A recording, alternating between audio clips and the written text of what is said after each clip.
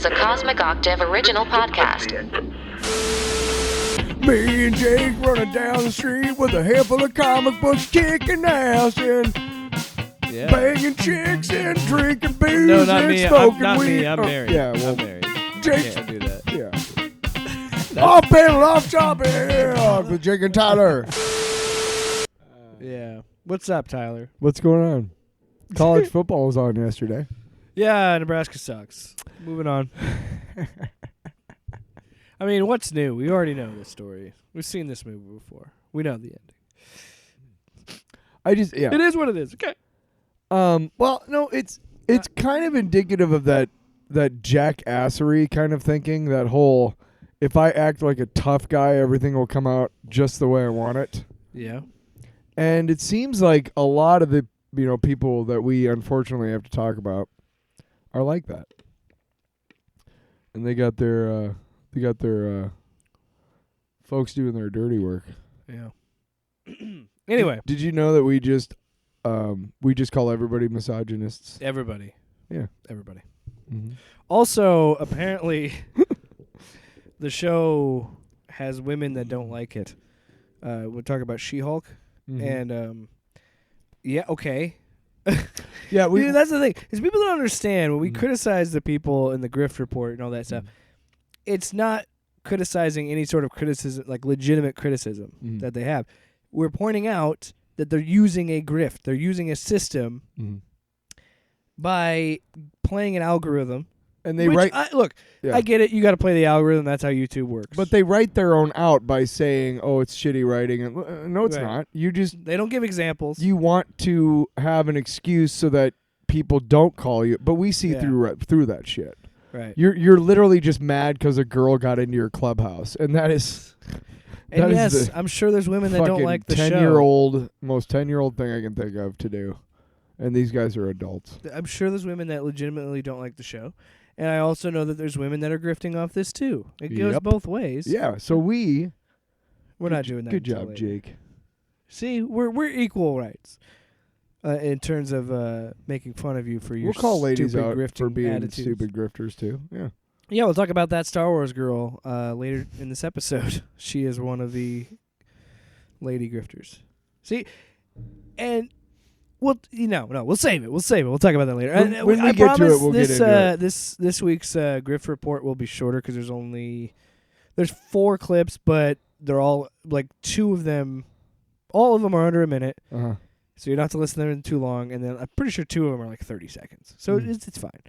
Oh my God! What?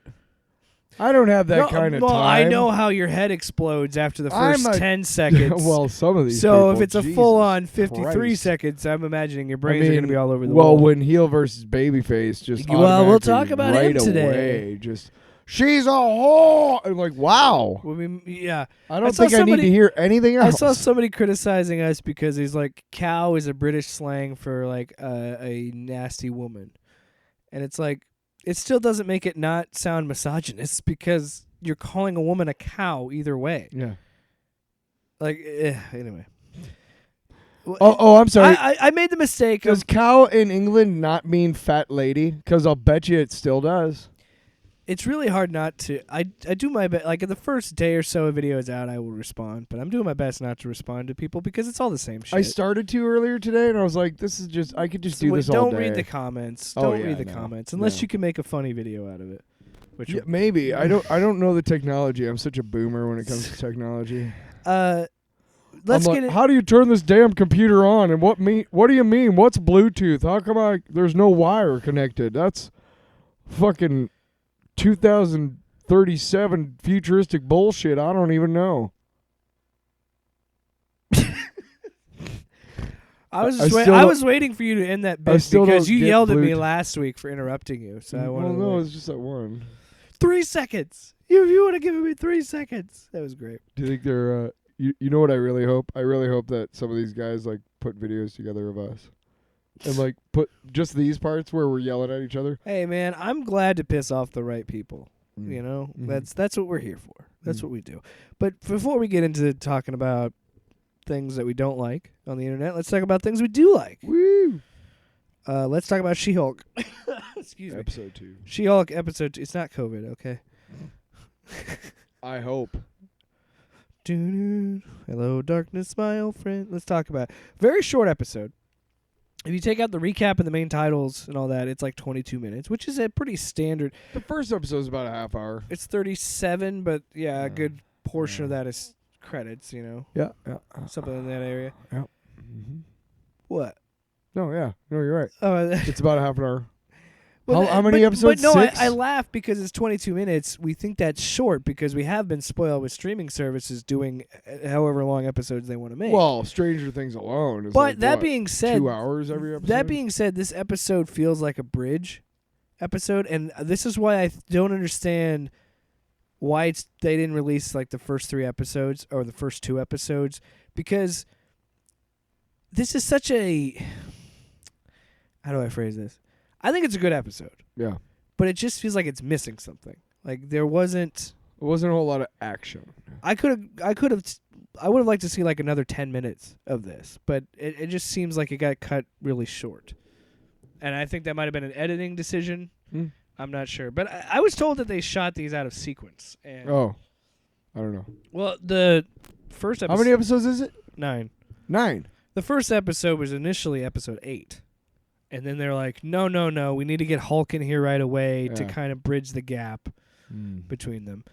But what did you think of this episode, Tyler? I liked it. It continued the story of She-Hulk the way it is in the comics, despite what some might believe. I mean, she's just not even like the comic books. Yeah, I think it's just it shows a lot. Like, you have to have a character arc, and right now we're seeing her arc is somebody who used to be really independent, yes, and kind of in an under the radar way, and that's the way she liked it. And you see this episode, she's kind of getting into and getting used to, and you'll see probably next week and as it moves on, she's getting to like being She-Hulk. Right. Yeah. Because I'm imagining next episode is when she's going to start going on dates and stuff. As Well, She-Hulk. like, imagine if I got like a dose of gamma and then all of a sudden like I could turn into The Rock. You know what I mean? It's super jacked and And dude, anywhere that I would go, like a handsome, jacked up dude, women would just be like, well, people in general would just be like, holy shit, and want to be around that. And yeah, I would like it for a little bit. It would definitely be, especially like, I kind of go under the radar anyway. I don't really like being in public that much. I don't really like human beings. I really don't. But I think that's kind of the same way Jennifer Walters is. She's kind of, deals with. She doesn't like fame, and deals she wants to with keep her people head when down. she needs to. Yeah. And do her job. Yeah. Be an honest lawyer and all that. Yeah. Yeah, and I think that's interesting too. But eventually, I dynamic. think I would hate it after a little while. If I walked into a place and people were like, "Turn into that thing," I'd be like, yeah, nobody cares about you. Right. They want to see She-Hulk. But I think, she's going to have this character arc where she's like, okay, well, I got to reconcile the fact that I kind of like that, but also that I don't like this part of it. And this is what I'm saying is like, this is what frustrates me. Which is right from the comic books. Yes, exactly. And that's like you just said, the comic books, people misinterpret her controlling her, like being able to control the transformation. Again, are missing the point that this is going to be the same as Bruce's arc, but in reverse. Right. Like she is, like you said, and it's been down in the comics, she's going to turn into smart She-Hulk. She has from the beginning. And yeah, sorry, that's not the proper thing to say because she already has her wits about her when she's. Well, maybe the Hulk. first couple times, like in the series, she doesn't that's what know. I mean. Is that's the arc she's going on? She's going Right. to have to merge the personalities. Well, she tried to, and that's again what people are missing the point. Because of their stupid politics of what she said about the catcalling scene. What she is saying right there to Bruce is, I'm better than you. And she believes that, even though Bruce is trying to tell her, you still don't know what you're doing. Mm-hmm. So I don't understand how people could view how Bruce was ignored in that sequence, when in reality, it wasn't his sequence to begin with. Did you like the guy who said that Hulk is a dumpster character now? Yeah. How so?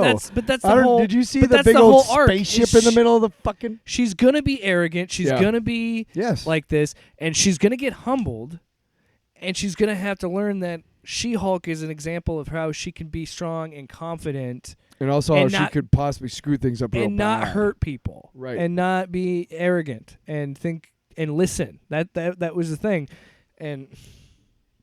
She's basically going to go through the with great power comes great responsibility arc. You're seeing, just like fucking Spider-Man. Exactly what I told you was going to happen Yes. with this story arc is in this second episode, she only gets a job because she's She-Hulk. Yes. And I said, She-Hulk is going to be the one that everybody loves, and nobody's going to care about Jen anymore, and that's going to be the conflict. And we already saw it here in the second episode. Exact opposite of the Hulk. Which I thought that whole sequence... You ready to say it with me? Just like in the comics. Go. I was right there, man. Wow. I'm not doing it again. I like how you said wow to see if I would do it. Like, wow. So yeah, we got this weird dial on the board. Yeah. I've never changed it. It's been stuck on this one. It's been like that since I got it. I just never have changed it. I changed it a bunch of times. So when you first got it. Oh, well, maybe you did this. We haven't even played with all of them. Yeah. So what's this one? What's this one? They seem like they're all. Yeah. Anyway, back to She-Hulk. But what Repeaters. I liked with this episode, right out of the gate, it kind of telegraphs that too, because when she walks into the bar, they're like, She-Hulk. Yeah. She has to change. But the name joke, I really hope they don't do that anymore. The whole She-Hulk jokes, like the name. Because we see that too much in Marvel shows. By the end of it, she seemed to be fine with it. Yeah, but I think that's what they're saying in that episode. I don't think that joke will be there anymore. It's just, to me, it's like we already have enough of those jokes in the Marvel universe of, what's your real name? What's your name? Otto Octavius. And yeah, it's a dumb name, but like, you guys have mocked names long enough. I feel like we can kind of move on from why that. are you shitting on the proper, Yes, the names are stupid. That's the part of the fun of comic books, Right. is the silliness of it. I liked how when she had to transform back into Jen, and she got drunk right away. That was great. Yeah, that was pretty because funny. she could drink as much, much yeah. when she's She-Hulk. That was I love that bit. That was funny. Apparently, on the TV screen in the bar, it's Ally McBeal. So somebody said that online. Can we talk about the big Easter egg? I want to get to that. I want to talk about. I do want to finish talk the episode first. I really enjoyed that relationship with her and her dad. I thought that was cool. I like that her cousin dad. Larry from Perfect Strangers. You guys. Oh yeah. Yeah, you remember that shit? No, I you're never watched. Really young. I watched Stranger Things. If that makes sense. No, it's not even, not even close. Well, Stranger Things might be ripping off Perfect Strangers at some point. Oh my gosh. Well, hey Jake, I'm gonna watch Stranger Things. Oh, just kidding. I canceled my Netflix subscription. I haven't had one. To be fair, I haven't had a Netflix subscription for like 2 years. There's nothing really on Netflix that I want to watch. Netflix is one of the few that I actually pay for. I usually just mooch off my in-laws. When they finally get Better Call Saul, the final season, maybe I'll get it again. I want to watch that and then watch Breaking Bad because I haven't watched Better Call. I would actually suggest and different lawyer show. Back to She-Hulk. We will, but I would Come suggest watching Breaking Bad first. No, and then I've already seen Breaking Bad. Oh, I just never seen Better Call Saul. well, fuck you. Let's go. So I'll watch it in the order that it's meant because it's prequel, motherfucker. But I did like her relationship with her dad and the fact that he lied about having her help with something just so he could get her out of the room and just talk to her like, hey, what's really going on? Like, that was such a really good father-daughter moment. Mm-hmm. And I love the fact that they're like, who would have thought that our family would have 2 Hulks, and just jokes about that. And it's interesting because, again, it's playing up to Jen still not being comfortable with in her own skin, because all they talk about is She-Hulk at dinner, and she's just like, I'm here. Promoted to Best Buy. Good job, Chad. Yeah. Oh, I lost my job. Which, okay, the excuse for firing her I thought was kind of lame, And then just terms of it made sense. I'm not saying that. Here's the thing that I just thought it was lame that those guys would do that. That's happened in the comic books before. In fact, in the John Byrne run, that happens at one point. Well, not during his run, but during that series. It's always been a source of contention and a source of story fodder for She-Hulk writers that occasionally she'll have a conflict of interest type of thing, where I know in one story specifically, she ends up during a fight, or during a court summation, whatever, she has to go out and help the Avengers defeat like whoever. Yeah. And then she goes back into court and stuff, and the other lawyer argues for a mistrial. Because how can the jury not be sympathetic to her?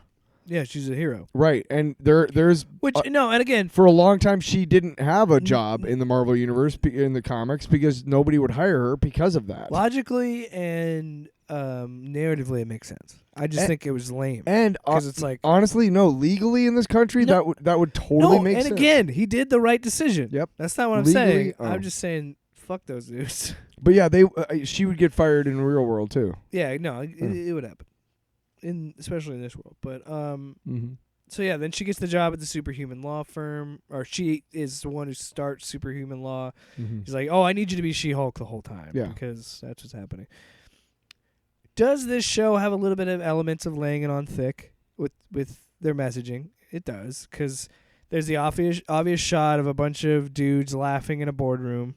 It's like the same shot we've seen before, and I was like, okay. So it was like I'm just saying there are examples that the show can be virtue signaling. It is. Can I just say, as a human being, I don't think any boardroom full of dudes laughing is a good thing. I've been in boardrooms with all dudes laughing, and it sucks, and those guys suck. And they might be making a joke or maybe laying it on thick, if you will, but I had no problem with it, because honestly, if I was walking past that, that's exactly how I would see it. Why? Because those guys suck. That's why they're all in a boardroom together. Nobody else can fucking stand them. I'm just coming at it from like, it just seems like a cliche. I get that, but at the same time, I'm like, fuck it, because honestly, let's stop. You know what? Let's get off the train. Let's stop pretending some shit here. Let's stop pretending that all guys deserve the benefit of the doubt. Fuck you. No, you fucking don't. No, you fucking don't, okay? No, you don't. So if I see a big old room full of fucking dudes, especially white dudes all laughing, you know what? Fucking keep me away from that shit. Because you know what? Most guys are fucking shitheads. There you go. So I have no problem with this woman show, whatever you want to call it, or if somebody else calls it that. I'm not saying you specifically, because you know it's out there. Fuck you. Just because that's like saying, what was it that we were talking about something, and I was like, that's like saying like all deaf people are like virtuous people, because you know what I mean. Like just because they have a disability doesn't mean they're like automatically good people. You know what I mean? Yeah. And I'm tired of this bullshit from all corners of the male community of, hey, what makes us. Everything, every action, every fucking thing you've said, everything that you've fucking built around us, this stupid fucking male-dominated society that says, hey, don't think about sex, and then here's a commercial about sex. You're fucking awful. We're awful. We're shitty. We're shitty. Guys are shitty. Thank you. I'm done. You sound like a male feminist cuck. I'm fucking telling it like it is. I'm tired of these guys being like, hey, just because I have a dick and balls doesn't mean I'm bad. You know what? If you act bad, yes. And it has nothing to do with your genitalia. But if you act bad, you are a dick. And most guys that I know are dicks. They're shitty. That's why I don't have a lot of friends. I don't want to be around people. You're great at parties. Fucking Christ, man! Just all I was saying is it seemed cliche to me. Totally know what you're saying. Yeah. And I wasn't going off on that so much as I was going off on a lot of this. What? And if I'm being honest, it's a nitpicky thing. It really didn't bother me. I was just saying like, yeah, okay, and I wasn't saying that. Just that seems like it's like this. It's like, and I can absolutely see how somebody would look at it and be like, okay, but they're just hitting a beat. Like, sure, that's what I mean. It's like, okay, we got to hit the beats of like, okay. she's getting the job, but she's not really getting the job. Let me ask you Getting the something. job. When the fucking mansplaining douchebag comes up and goes, "Hey, there's a hot chick over there. I'm going to talk to it." Did you think that was? Yikes! That was. No. Did you think that was the same thing? Like the same kind of like? Was it to you? Was it? How did you react to that? Did you react to it the same way you did the guys at the boardroom type of thing? Like, would you think it was virtue signaling or whatever? Or like you said, over messaging, I guess, was more your... Yeah, I kind of, just because he said it. I've heard guys say that. Really? Oh, yeah. I just okay. Guys are shitty. Guys are shitty. I didn't mind it. The boardroom thing, that was the one where I was just like...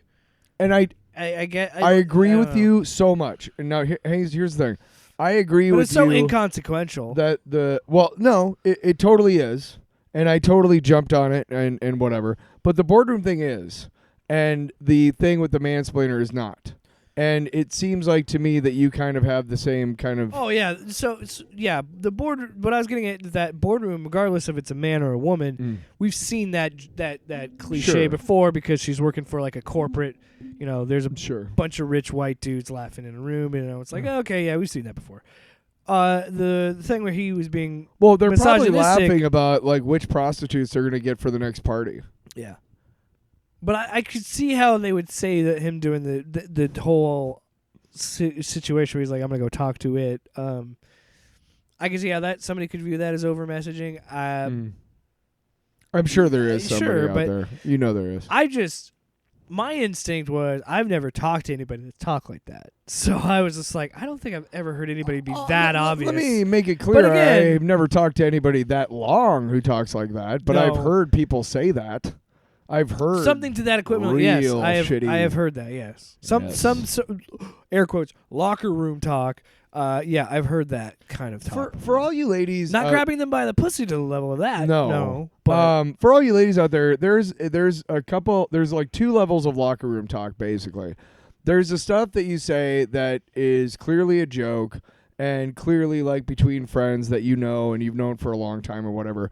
And there's another level, and when you've hit that level, when you're hanging out with like, a bunch of guys and maybe somebody's newer and you don't really know them that well, and then they say something that they think is on the one level of locker room talk, but it's clearly on the next, and everybody just stops talking and they're like, oh, what? Yeah. It usually has to do with like sexism or racism. Oh yeah, they get a little too cute and use a slur or something. Or like, what's wrong with Jordan Peterson? That kind of thing. Or they use this, or they use a slur or something. And you're just like, oh, you're not invited to my next party. Funny story. I had a situation similar to that, because there's somebody that Tyler knew. We're not gonna name names, obviously. No. But it's someone that he knew who said that he's like. Because what's wrong with you? Tyler was on a rant, right? Yeah, I was talking about Jordan Peterson and Ben Shapiro. And somebody I know was like, what's wrong with Jordan Peterson? And I was like, and I just put my hand on his shoulder. I'm like, man, you just said a lot about yourself that I just don't need to know much else about you. I had a situation similar. I've had it happen to me a few times, but I've had people mention Hunter Biden's laptop or something, and then I get stuck in a situation where, because I'm like, regardless of politics, I don't give a fuck about Hunter Biden's laptop. No. I just don't. Not really. Because I like to be politically conscious, but at this point, I'm politically conscious and I understand who I'm voting for and what I'm voting for. Mm-hmm. But anytime I'm talking about politics, is to make fun of politicians, because politicians are stupid. Oh, fuck yeah. And they're all corrupt. And we keep getting sidetracked. Back to S.H.I.E.L.D. I want to talk about a couple more things. I want to talk about Tim Roth coming back. I think he does a great job in the scene. Yeah, he does. And he makes a lot of sense. And it makes you kind of level with him, even though he's just going to turn into Abomination. But again. he was given the super soldier serum, and in he was trying to stop the Hulk. The Hulk military was the menace. Circles, that was like the fucking golden, that was the hook, man. That was the thing. But we also know he's not as innocent as he's saying, because we also know that he was the one who's like, Thunderbolt Ross was like, how do you feel? And he's like pissed off and ready for round 3. Like, I want more. I want to keep fighting this guy. Like that. You saw that when he kept getting it, he was like, this is what I'm here for. Yeah. Gotta sneeze. And no, I love that he's clearly manipulating her. Yeah. But the fucking haiku bit, I love that. That was so funny. fucking great, dude. And then when she calls Hulk and he's like, "You wrote me a very nice haiku," I was like, that's a good callback. That was pretty funny. Yeah. But I like that. I'm a completely different person. Huh? Yeah, and then the fact that she like looked at the camera, I was like, okay, at least Marvel. And then I'm like, all right, now do Don Cheadle. Do a Don Cheadle joke. No, I thought Tim Roth was great. And I'm glad he's back because I really liked him in The Incredible Hulk. People can have I don't think that movie is as bad as people say it is. Which one? The Incredible Hulk. It's not. It's not the best MCU movie, but it's they not didn't bad. know what they were doing, and unfortunately, they pretty much wasted the leader. Pretty much. Yeah, but I liked. Thanks, Universal. I liked Tim Roth as Abomination. He was good. Dude, in that. that whole bit when she was walking up to the prison cell, the whole like bit was just awesome because then she's like joking around and he's like, "Hey, this is a fucking prison, okay?" Yeah. And she's like, "Right." When they walk through the lasers, she has to. I'd be freaked out too. And the like, fact that she has to transform back, he's like, "Hey, no superpowers." Oh, right. But yeah, the fact that she's like joking, he's like, "Yeah, this is a fucking prison with I really super liked villains." I really liked when she first walks up to. That was the raft, right? Yeah. No. The raft is out in the ocean. I don't. That might be the vault. It's not. Yeah, I think it's the vault. Because it's not. Because I think that's what Ravencroft it's called, is isn't it? Spider-Man, and so Sony has that. And it's guarded by the guardsmen, these green-looking funky dudes. That stole Tony Stark's chick. Yeah, but anything else you want to talk about? I was gonna talk about something. Oh, I like the bit. I know there are gonna be people who are like, I'm tired of this, all this humor and blah. Like, I like the humor because it adds a level of realism to like. Regular and it's stuff. and it's nice to see the MCU kind of poke fun at itself. Right, but she walks up to the door when she goes to her first day at that new job, and the first thing she does is push when it's supposed to be pull. It's just a momentary thing. A blink and you miss it gag. But I thought it was great because it humanizes Jennifer Walters. Right. You know, she's like, I'm just because you can tell she's nervous. But we've all been in that situation where you're nervous, but you're trying to put your best foot forward, and no matter what, you still kind of make a fuck up or a blunder. It's not super huge. You kind of look around to see if anybody else saw it, you know? Yeah. Like if you trip or something, you know. We've all been there. And that humanizes her to me. Yeah. Yeah, I just wish there was a little bit more. I don't mind that it's a little bit slower, and I could have gone with another 10 minutes. But I just wish we had a little bit more time, especially with her and Emil. His name is Emil something. I can't remember his last name. But I wish Tim Roth's character, Emil Blonsky. That's what it is. I wish they would have had a little bit more interactions. Maybe another scene. We'll talk about them. Abomination in my long box coming up. No. We don't talk about Abomination. I fucking hate you. We're going to explain what happened to his ears, why his ears are like that, because he didn't look like that in The Incredible Hulk. I want to know why he looks like this now. He evolved. Maybe. The in-universe answer, he evolved a little farther because he took it again or something. The out-of-universe answer is Marvel knew that they fucked up the first time, and they knew, like, hey, if we ever bring this back, we got to put the ears on, bro. I think he looked fine without the ears, but... No, it doesn't, because it's not the fucking comics, dude. You damn also it. have to understand... Oh, he's just a really emaciated-looking Hulk. That's the Abomination. That's not shit. That's a... Don't fucking start with me. Don't start with me. Don't start with me. Don't start with me. Oh, who's Hulk gonna fight? Who's gonna fight? Hulk gonna fight? Okay. A red Hulk, a blue Hulk, Sasquatch, fucking Thor, Hulkbuster. It's always the 5 same shit. Himself. If you're reading in his brain. If you're reading Donny Cates' run, it's himself in his brain in a spaceship. It's fucking so cool. But it's a cool series. It's dude. such a Smastronaut cool. is fucking bonkers. So fucking neat. I like Donny Cates. I'm just saying. Did you read the first issue? No, I read the whole trade.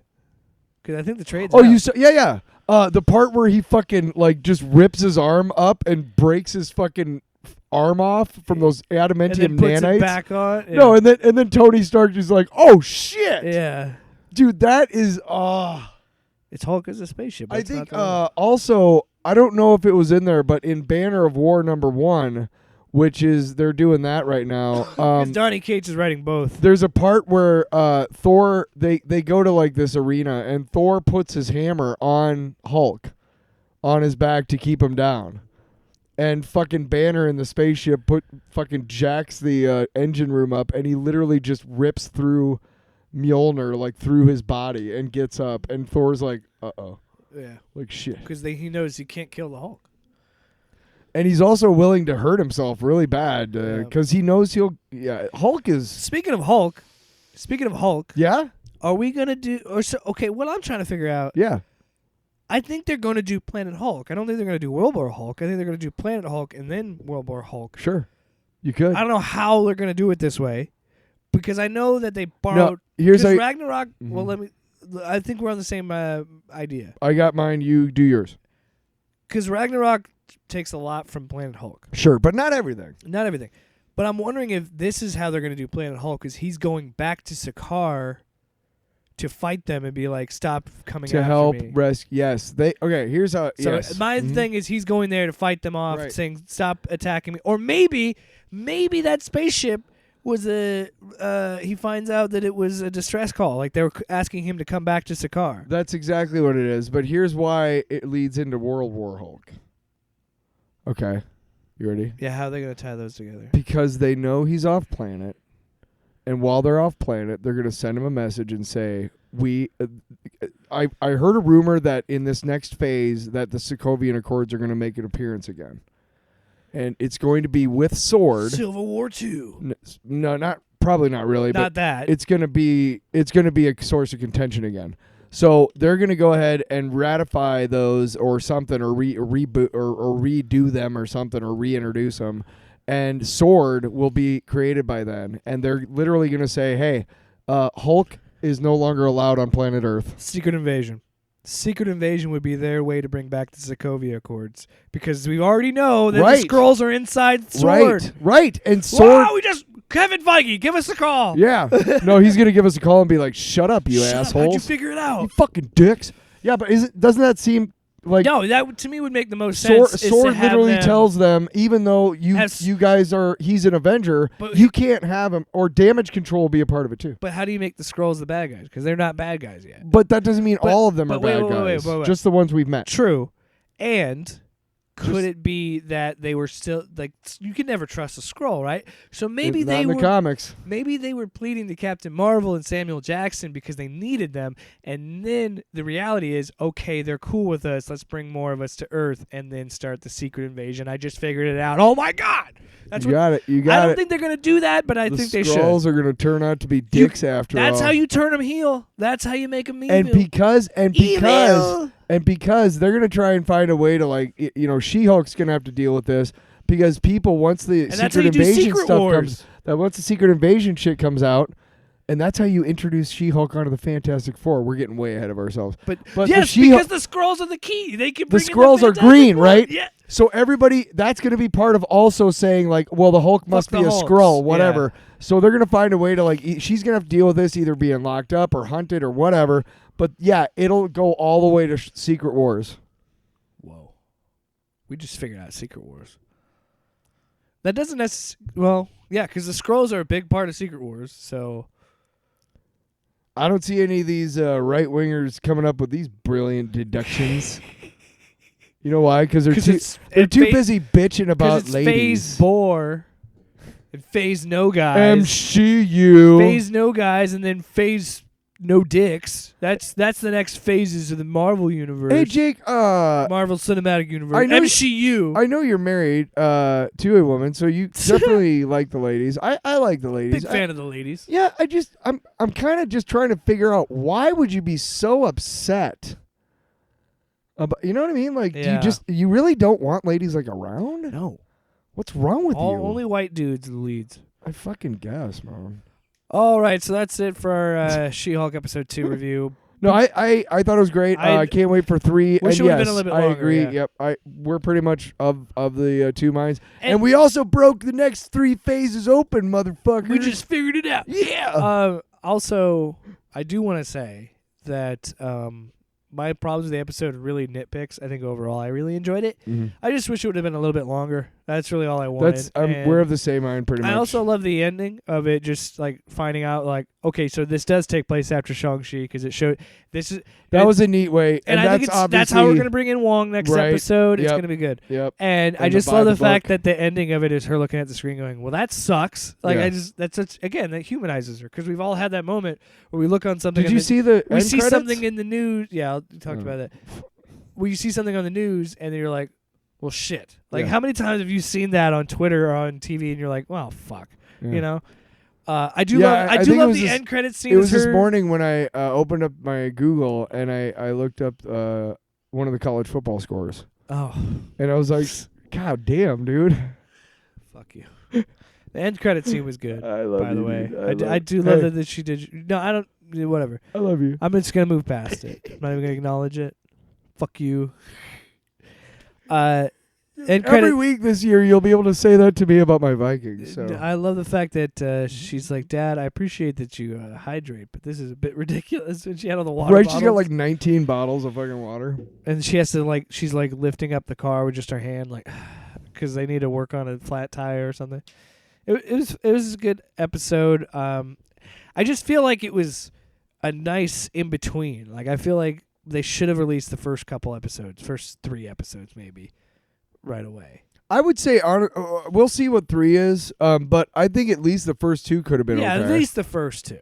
Yeah, you have because you have the Hulk action and the pack origin. and then you have the second one, which resolution. is kind of and then build to the next yeah. episode. Because I will say this is the only, other than maybe WandaVision, this is the only show that feels like a show.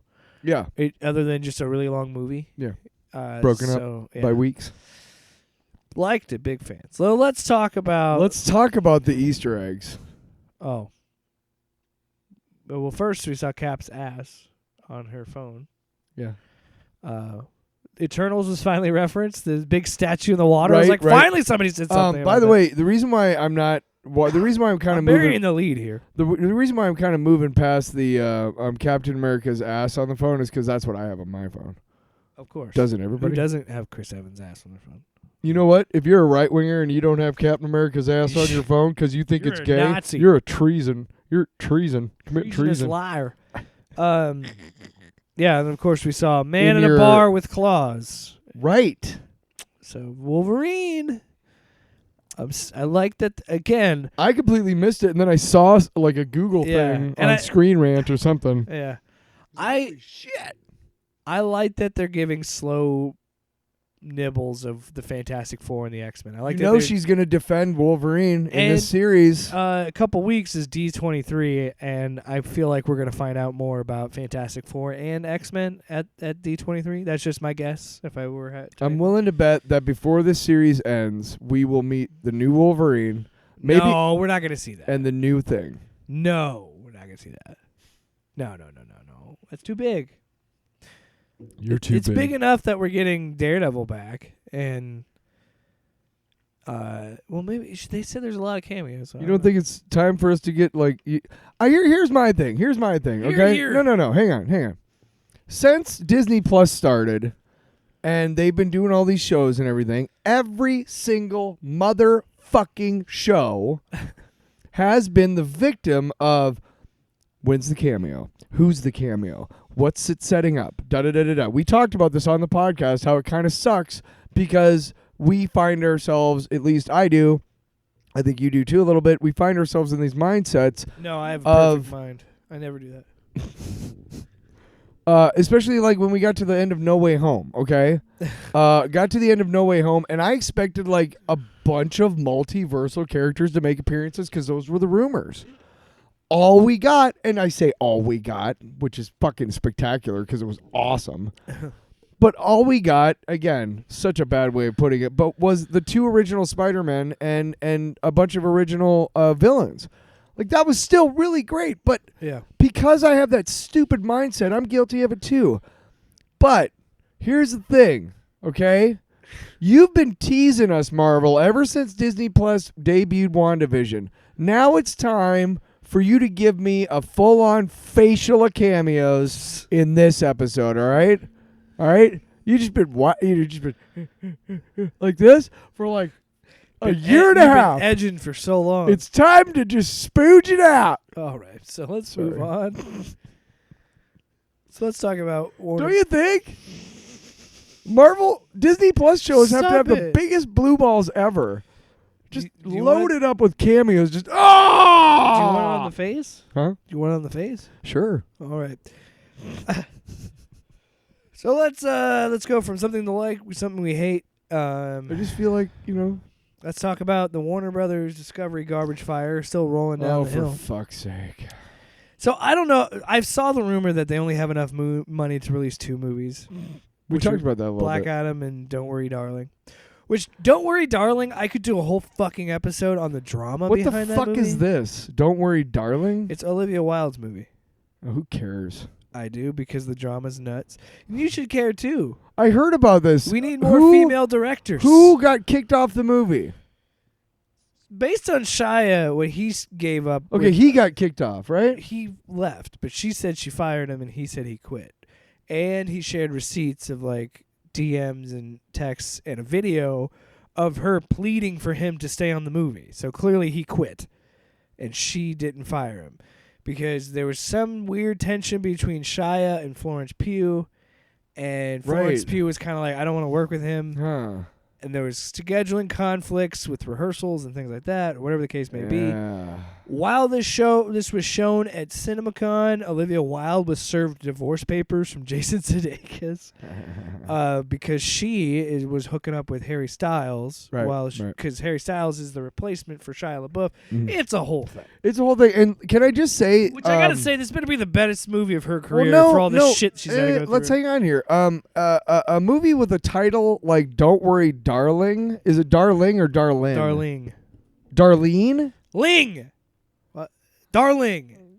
Yeah, Jesus. I was asking if it was, kind of Darlene. Because why would it be about Darlene? No, I was asking first if it Don't was worry, Darlene, like, slang. Yes. Yeah, because then... But it's ing, yes, right? Darlene. I-N-G. No, I thought you were saying Darlene. I just have to say, and again, there's a lot of types of movies that I don't really care for. Period pieces, stuff that doesn't feature giant lizards. But I gotta be honest. This does not sound like a movie that has to be made. Maybe just cut bait and fucking move on. You think?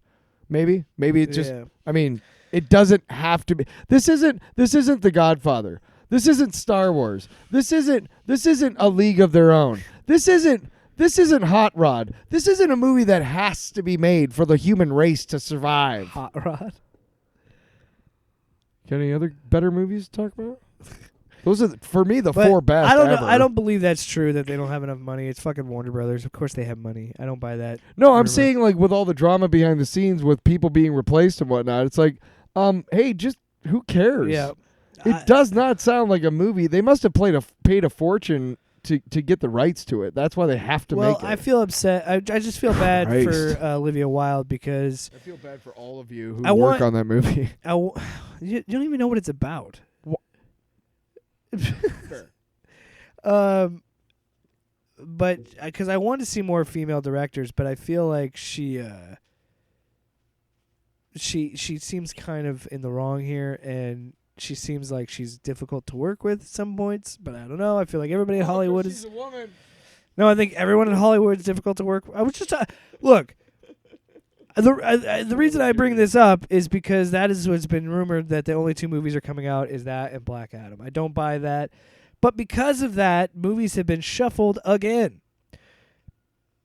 Believe it or not, DC movies have been delayed once again. Shazam! Fear of the Gods and Aquaman The Lost Kingdom have been moved. Shazam will go on March 17th, where Aquaman was supposed to be 2023, and Aquaman is moved to Christmas Day 2023. I don't give a fuck.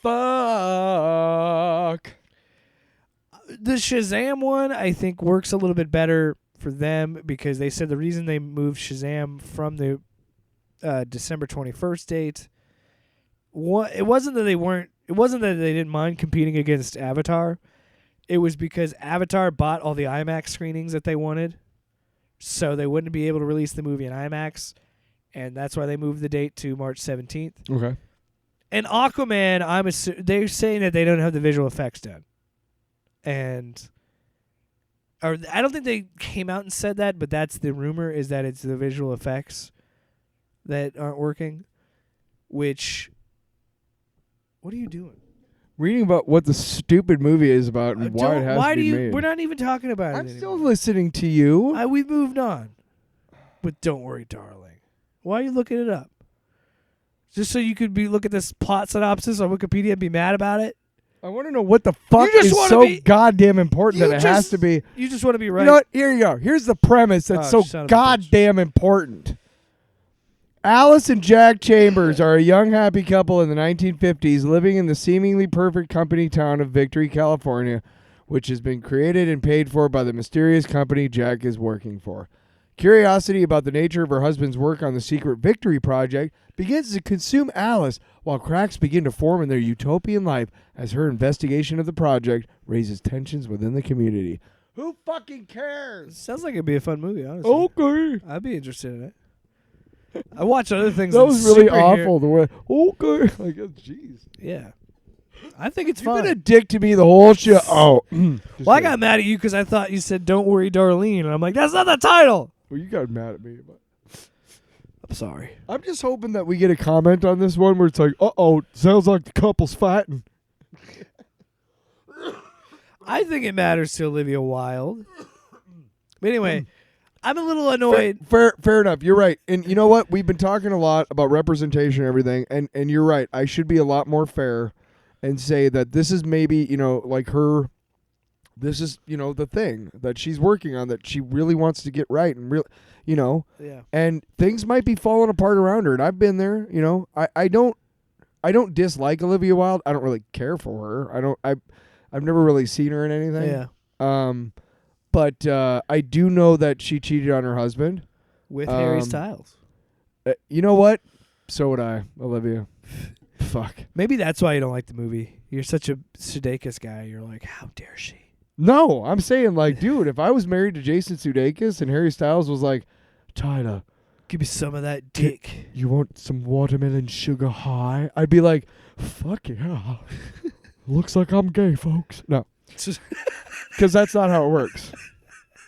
That's not how it works. It's not a choice. It's not gay if it's Harry Styles, I'm pretty sure. And that's the thing, too. I think most my guy friends would be like, yeah, man, I mean, it's Harry Styles, dude. I mean, what are you going to do? But, like, how long is this movie? But still, she. I'm Yeah. trying to talk about Aquaman. How long has this movie been in production where it's like we still haven't got the visual effects done? So my assumption is there's a lot of really... I thought Aquaman, the first one, was a joke until I actually saw it. And then I was like, oh, they actually made that? Holy shit. One of the dumber movies I've seen, but it's enjoyable. Way to release that title and that shit to Entourage, you fucking numbnutses. What? Or was it Green Lantern? What? DC released one of their properties to Entourage so they're in-universe Oh, projects. yeah, it was Entourage. It was Aquaman. But, I mean, it's HBO show, so wouldn't HBO already have it? No, I'm saying, like, if there had been a question of it, like, hey, can we use Aquaman for this? I would have been like, no, go fuck yourselves. Your show is fucking terrible. I'm just wondering... And it's creating a whole generation of toxic assholes. I'm just wondering what these visual effects could be that they're taking this long to get finished. But is it just computer stuff, you think? I think they haven't really said why they were delayed, other than because James Wan said at CinemaCon, he's like, I don't know if this movie's ready to be released in this time frame, which again really puts your confidence in a studio. What the fuck are you guys doing? Just stop making movies altogether. Here we go. You guys don't know what the fuck. No, they're not even going to do. Fine, don't make movies, but also don't make animated offerings because they don't like those either. Oh. Warner Brothers Discovery, as we found out earlier this week, had 6 animated offerings on HBO Max that they're passing on or shopping around. Okay. Merry Little Batman, The Day the Earth Blew Up, a Looney Tunes movie, Bye Bye Bunny, a Looney Tunes musical, Did I Do That to the Holidays, a Steve Urkel story, and The Amazing World of Gumball, the movie, and then the big one being Batman Cape Crusader. How the fuck can I get in on the bidding on that Urkel cartoon? I will literally create a streaming channel just called Tyler Streams Urkel, and it'll be Did on Tyler there do that? 24/7. Just that. It looked like it was, but I guess. Look, I fucking don't like this Zaslav guy because he clearly. I understand what they have been doing in a business sense of like they inherited a massive debt. They're trying to clean house and fix this debt as much as they can. Yeah. But I don't know. I feel like you could do that, and there's some problem. Some of those projects that I read, you could argue should be cut, but I'm not here to say that because, like I've said before with this stuff with Warner Brothers Discovery, it's just you can't. I don't understand how they could be this far in debt where they have to just keep cutting and cutting and cutting and cutting. I just don't get it. I don't understand. I texted you the other day. What did I say? Something about you. I'm gonna disown DC.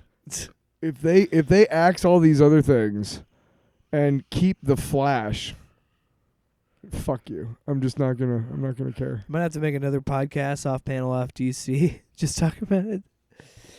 No, I'll talk about the stuff with you, but I'm just saying you don't want to give them money. As a casual fan, which is where you all make your fucking bread and butter, and you know it. The more casual fans you get to come to your fucking movies, the better it is for you. That's why you make it for a wide audience. Right. But I don't go see DC movies in the theaters, and here's why. I don't need to for the last couple of years. And before that, I didn't want to waste my money. I knew it would be a month or two before it came out. I could read about the spoilers online and not give a shit because I'm not maybe as invested in the DC stuff as I am in the Marvel, right? Right. But even then, when I was invested in the DC stuff, I didn't care because it was like... But see, that mentality right there is also another reason why they could argue, like, that's why we got rid of Batgirl, because it sucked. Fair enough, but you know what? We already have this bad reputation. Sure. We're trying to build that back. Great, but you know what? I'm just not going to see anything you guys put out anymore. I'm just not. I just don't care. Especially when, allegedly, they were aiding and abetting Ezra Miller because they filmed reshoots for The Flash in the summer. Allegedly. I don't have any proof of that. That's, that has just been a rumor. That's how I can out. prove it? Probably. He's still getting paid. That's fucking... They're still letting him do that's press. First day law school, motherfuckers. Shit. Yeah. We had no knowledge of... Shut up, lawyer dude. Bring down the CEO. We got the tar and feathers. Come on. And the really frustrating thing for me is I don't understand how one guy could come in and say, well, we've got to merge these two apps. We have to completely destroy the reputation of one of them. What's that? HBO Max. Because HBO Max, I feel like most people... Oh, is that how they're trying to just make it HBO? Well, no. Or HBO... Whatever the fuck they're going to call that Disney... Yeah. The Discovery Plus HBO Max shit. But, like, most people, myself included, would probably say that HBO Max is probably the best streaming app out there. I think the interface is great. There's a lot of great content on there from not only HBO, but all of their other Warner properties. If you're talking about straight up, like, accessibility and stuff, HBO Max is one of the better ones. And that's the main reason I have it is because it has all the DC, most of the DC catalog, pretty much all of the DC catalog. The reason why I don't is because the shows that I usually watch are not on anymore, and I'm not huge into DC like you are. And to see that they clearly don't care about animation, which is something that they always I thought that was the cover to the Van Halen album 1984. This picture of my child. I know, but out of the corner of my eye, it looks like the baby from the... But to be a studio that is known for its animation, Warner Brothers Animation has consistently been around, made money, and you could say those direct-to-DVD animated movies don't make a ton of money, but there's still myself included, a passionate fan base behind them. I love DC animated content. And then to see them just say, fuck it, and throw it in the bin and just be like, well, if we keep these, we'll still have these studios. And yes, a lot of those shows I mentioned are going to be shopped, and they're going to find networks, or they're going to find streaming services. But it's like, why would you get rid of something you already own?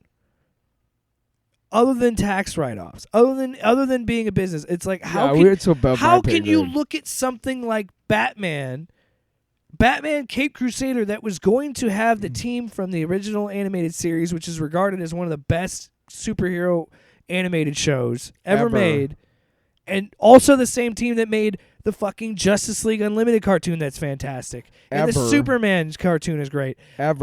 Bruce Timm knew his shit and knew what he was doing. He had very rare misses when he's done this animation. You remember what Jon Favreau did for Star Wars on Disney Plus? That's what Bruce Timm was going to do for your fucking I've talked about on this podcast. They created a whole new Batman Beyond, and it went into the comics, and it's become a part of the main DC continuity. So these guys are a part of the DNA of Warner Brothers, and you're going to say, no, that's fine. We'll let it go to Netflix or Apple TV or whatever. And not care. It's like, how can you have that little regard for something like this who has fucking built you up? Yeah. Those shows on Cartoon Network were fucking ratings giants. Hey, money in the bank. Make a Batman property. And you know money. What? It doesn't even matter if it's a cartoon or a movie or a TV show. Money in the bank. You know what else? It's not just that. It's just like, okay, they're returning to this. And most of the people that grew up on that Batman show, seeing Bruce Timm and these guys work on this again, it's a chance, because most of those people, like myself, have kids now, and they can share that show with their kids and be like, this is the kind of Batman show I had growing up. Yeah. And it's not like this show's going to die. I just saw a report that it's getting high bids from Netflix and Apple TV Plus, Hulu. It'll be played somewhere. And it's like, they'll find a home, but it's like, how you're leaving fucking money on the table. Mm-hmm. And you're continuing to destroy your reputation as a service. And I honestly don't know, other than maybe laziness because it auto bills, I don't even know why I still fucking have your app, because you've shown to me you don't give a shit about what I want to watch. I got to be honest, too, and I've been telling you this for a couple of weeks. The fact that your big tentpole that you keep advertising is this shitty prequel series, man, you know what? Off, I like House of the Dragon. I know. Have you been watching it? I watched the first episode. The second episode is coming out. We're recording this on Sunday, so by the time this goes live, I had already watched it, probably. Yeah. I might watch it. Was it good? I like the first episode. You didn't want to just tear your eyeballs out and throw them on the ground, squish them under your feet? I think it's a return to form after what happened with oh, really? Season 8. You don't regard here's what I regard Game of Thrones as. A bunch of lucky seasons, and then the final season where they showed exactly what kind of artists they are. Did you watch it? Uh-huh. No, I didn't watch it last season. Shut up. I don't need to watch the last season. I heard enough about It's it. George R.R. Martin's fault. Okay. He finished writing the books, and then he threw the fucking show writers Weren't they not even like exactly? He threw them under the bus. Because they should be. They went fuck those guys. They went past the books, and he said, allegedly he had given them the ending that he was going to do in the books, and they kind of followed that a little bit, and kind of went the way he went. And then he was like, no, that's not how I was going to end it. And it's like, well, fuck you, George R.R. Martin. You know what? Fuck all of you. Fuck all of you. Fuck all these guys. Yeah, for real. Mom, they're letting girls into our club. Yeah. We're just walking around on stuff, and we're just... All right, this is the Grift Report, ladies and gentlemen. And since we were talking about Batman Cape Crusader, I figure... Yeah, that sounder at the beginning doesn't really make sense. And especially, I can see some of the comments and where they're coming from, because we literally say, Mom, they're letting girls in, And we're basically saying that, Why are you describing the theme song? I'm not. I'm saying, we're basically saying that only guys. No, we will talk about a woman grifter today. No, I'm glad. We're As given I mentioned, a voice. Equal opportunity to be shit on if you're a grifter. Yeah. No, if you're, yeah. Because we got criticized that we will shit on both men and women. As we said at the top of the show, we got criticized because last week we didn't include that Star Wars girl's opinion on She-Hulk. And I've listened to her opinion on She-Hulk, and it sounds just like every other fucking grifter. Isn't that the guy who talked about victim something? Who fucking cares? Yeah, whatever. Fuck that guy. Fuck Heel that versus guy. babyface and that Star Wars girl had to talk about the Batman Cape Crusader news on Tuesday, I believe is when these videos went up. What's the woke part of it that they're mad about? I'll actually have it in the heel versus babyface clip. Nice. Because they Let them dig their own I just hole. want to point this out in a smaller scale of the Grift Report to just be like, this is all they need. Yeah. They will take one line from a PR event, from a sizzle reel. Look, they're trying to groom. Yeah. And that's the only little nugget that they'll need to build their narrative. Because almost all of these grifts are either built on a lie or a half-truth. Yeah. Where someone did say this, but that doesn't mean what they think it means. Just because you're saying, hey, there's just going to be, a little bit more diversity in the cast. That's not being woke. That's just saying that, like, hey, there's just going to be, diverse we're group more of people. representative of the actual. We're more representative of the actual world that we live in. So is your definition so slim on woke that if you say by any way that's saying that like there's people in it that aren't white, it's woke? Yeah, that's Like, basically what mean? they're saying. Because Heel versus Babyface in his video tries to be like, they act like You mean this guy? The comedy. The fucking comedy. Did you make it? No, I didn't. Damn it. That's the one. I was like, I think when I cut these clips last night, I was like, I'm forgetting something, and that's what I was forgetting. You son of a bitch. Think of the comedy. Think of the comedy. But he's trying to say that what Bruce Timm was saying in that clip and what the woke thing agenda whatever has been saying this whole time. They're acting like black people and people of color never existed in movies before now, and it's like, no, that is not. Look at the statistics. No, but even still, you could go back to the MCU that you guys hate so much. Mm-hmm. You only hate it now because there's more women in it. Because first 3 phases, I've talked about this on the podcast before. All white dudes. Until 2018, they were all white leads. All white dudes. And then they had a black lead in Black Panther and a woman lead in Captain Marvel. And you guys couldn't fucking believe the fucking temerity of Marvel Studios to have a movie without a white dude front and center. All that this whole woke thing agenda is saying that there are still an incredible amount of white leads. White leads are not going anywhere. Right? They're still going to be there. Jesus. They're just saying we want to see more. Like, all they're saying is, like, there's going to be a more diverse group of people. That's really all it is. Hey, there's 2 non-MCU or DC-related superhero movies out right now. And one of them is called Secret Headquarters, and the other one is called Samaritan. I've not seen Samaritan. I have no interest whatsoever in either one of these movies, but they are superhero movies. Okay. Guess what gender and race the lead actor for each of those movies is? Well, I want to say white guy. Yeah, white guys. White guys. Yeah, they're still doing it. You fucking jerk offs. I mean, anyway, what the fuck? Here's the first clip, and here's what. The clip that I have is what Bruce Timm says, and then Heel versus Babyface's reaction.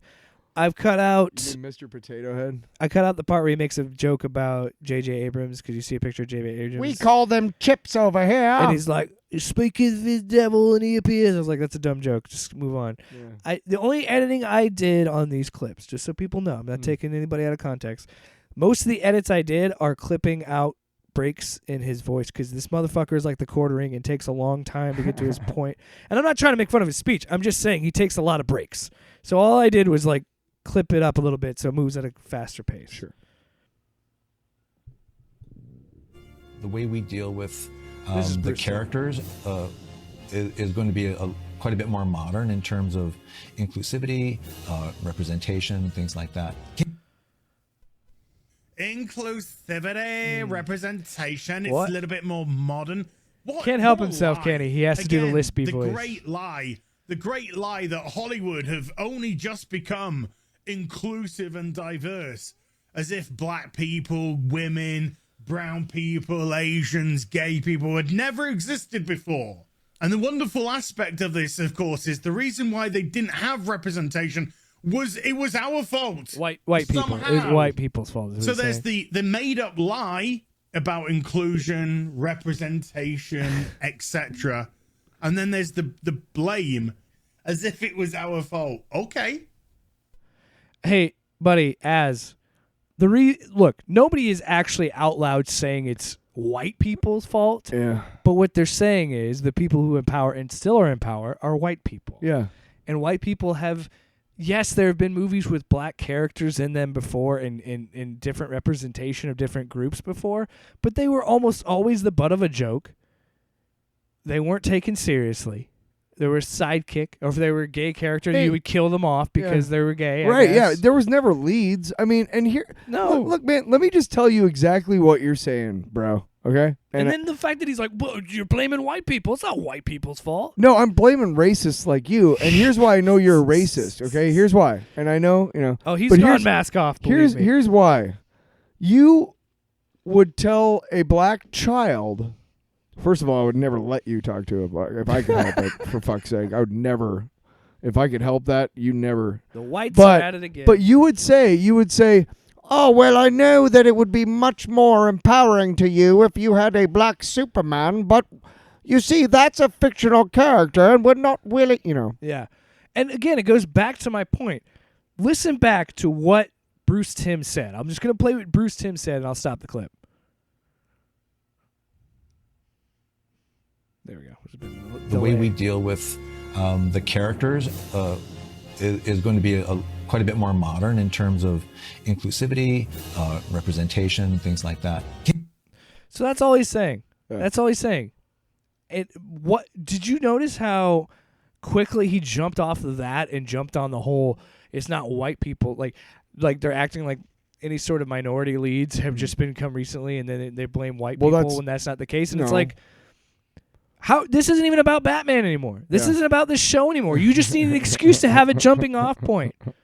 It's the same time when they think they're pulling up receipts on the gay agenda at Disney, when all that they were saying, their not so gay agenda, all they were saying was, we're going to have more inclusivity of, there might be a gay couple in the background, or there might be something, I think the worst trans part person is that in a scene. These folks are literally, they're outing themselves by saying... Yes. How are you upset about this? No, they're outing themselves by saying, like, we all know with critical thinking that being gay or bisexual or transgender, we know because we're critical thinkers and we're decent human beings, that these are not choices that people just wake up one day and go, you know what? I've had enough pussy in my day, and now it's time to get some dick. Hey, man. That doesn't happen, okay? So... literally what's going on is that these people are saying that is what happens, because they're saying that the more gay stuff we put out there, the gayer more everybody will be. Right. And can I but just they have say, no problem when it's straight stuff. Can I just say, I grew up in the 70s and 80s where there was almost no gay representation in the media. I wasn't gay then. There's a lot more now. Still not enough, by the way. I'm serious. Yeah. There's a lot more. Hey, guess what? Still not gay. Hey, look. Can you believe it? How is that possible? I saw two men kissing, and would you know it, I'm just like, I gotta fuck me a dude. You know? Right? Uh-oh. Those two, it's implied that those two men had a relationship. Now I just gotta get... Here's another clip that, again, sums up how little he actually cares. Like... He's trying to make this a win and make this a win for Warner Brothers. David Zaslav is getting rid of woke stuff. He's defending Warner Brothers. Yeah. So here's clip number 2. Talk about a fucking shill, bro. I feel like this just sums it up, because this is what he truly believes. I don't think this is a grift. Words. Now, I mean, even then, they're just talking clear about markers representation that this is dead. This is dead already. Dead on arrival. This show. Because inclusivity and representation and diversity, these buzzwords which we use, we all know by now that these are just masking far left ideology, far left politics. That's all it's doing. That's all it's been doing for the last few years. Exactly. Few years, dipshit. This is what I love. Just proved our point. He almost gets it. Because he calls them buzzwords. And they are buzzwords. Yes. But this is, we just said a little bit ago, widest audience possible. And the widest way the biggest, widest audience, the best way you're going to do that is do what Bruce Timm did and do a PR statement. That statement that he made, while it is probably true, it's just a PR statement. You're trying to get eyeballs on your project. Mm-hmm. So you say, yeah, we acknowledge pretty much that the last Batman the Animated Series and the other cartoons, they always didn't have the most diversity. So we're just going to have more diversity. Mm-hmm. it doesn't have to be this big thing that they make it out to be. No, They're the ones making it a big deal. Nobody that saw that or heard that news thought that show was going to be woke in any way. Well, they did. I mean, Normal people, Sure. people that don't need to make money off this shit. Let me make this kind of analogy or whatever. Like, okay, I grew up in North Dakota. Okay, I literally did not hang out with somebody who was not white on a regular basis until I moved to Iowa. Okay, so now, okay, let's look at it from there. Let's look at it as if they're right. Okay, Jake, let's look at it as if they're right. There's a gay and woke agenda in Hollywood, okay? So what they're saying is, okay, so imagine I wrote a story, a movie about my childhood in North Dakota. Okay. Now, based on fact, most of the cast members, if not all, would probably be white. Yeah. Now, what they're saying is, okay, let's argue their side. Let's argue that somebody from Warner Brothers, comes up to me and goes, hey, you need to have some minority members in your cast for more inclusivity, right? Yeah. Do you think that would upset me? No. No. Well, you want to know why? As long as it sticks to just... Because it doesn't affect the story.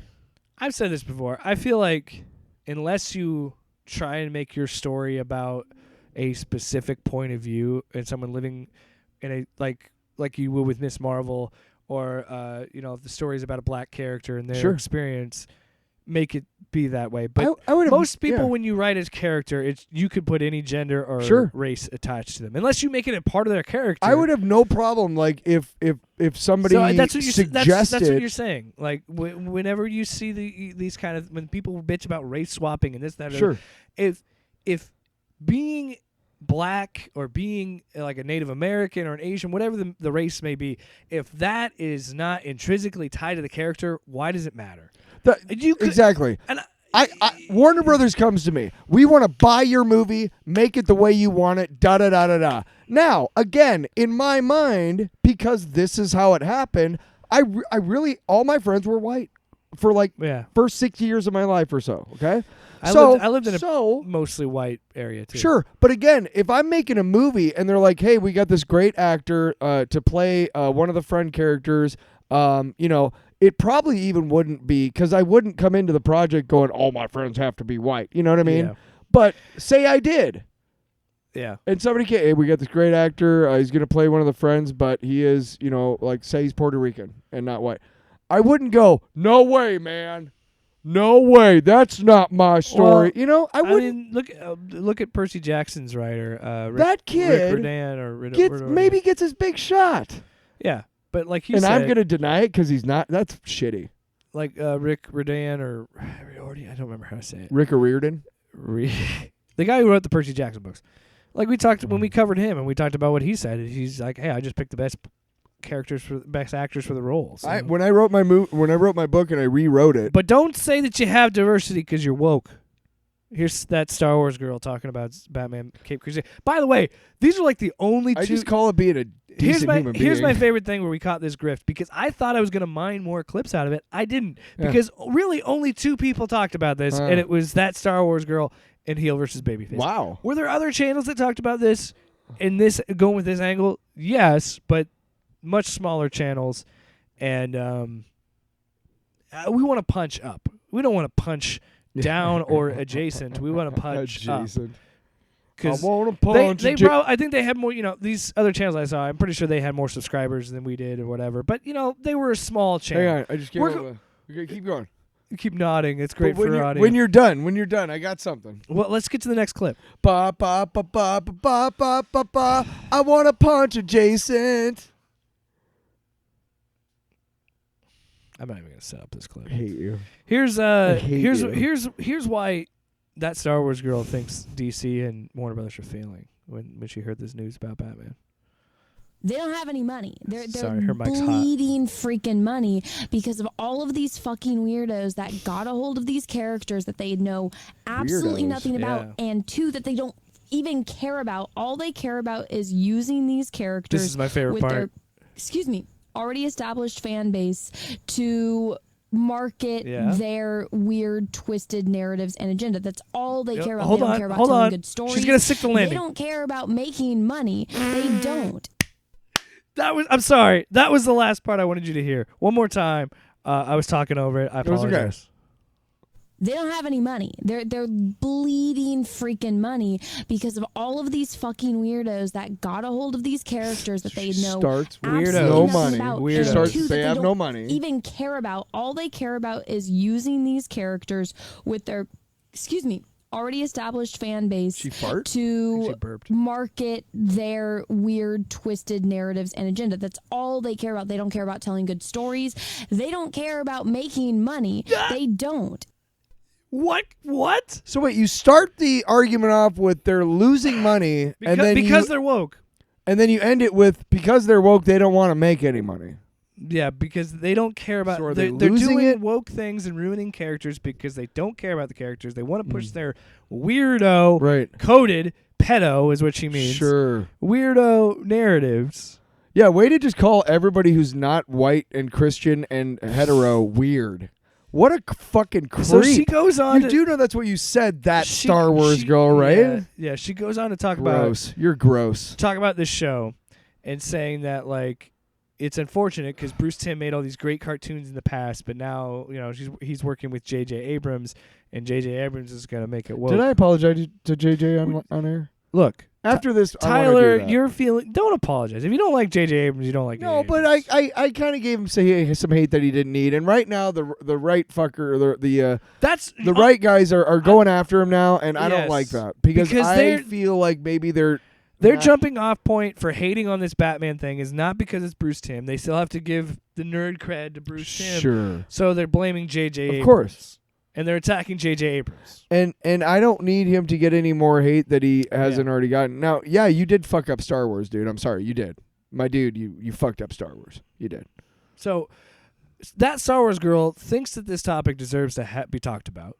But so did that Star Wars girl. She fucked up Star Wars too. But Star Wars fandom. But here's the thing. So she thinks this is a topic worth making a video for. But at the same time, she doesn't think it's a big deal and thinks it's probably a good thing that Batman Cape Crusader was canceled because, well, kids don't really care about these kind of cartoons anymore. They just don't care. They don't like any of this shit. Everything that they're talking about is like Fortnite, Legos, and the Lego TV shows like Ninjago, and then like YouTubers. They don't care about all of this woke bullshit that these demented adults are trying to force feed them. They don't give a shit. I'm surprised she didn't mention MySpace. Yeah. So she's pretty much. You sound like the biggest fucking out of touch fucking idiot adult. Hey, she's not wrong about Fortnite and video games and bubble gum and condoms and football. You and like Legos.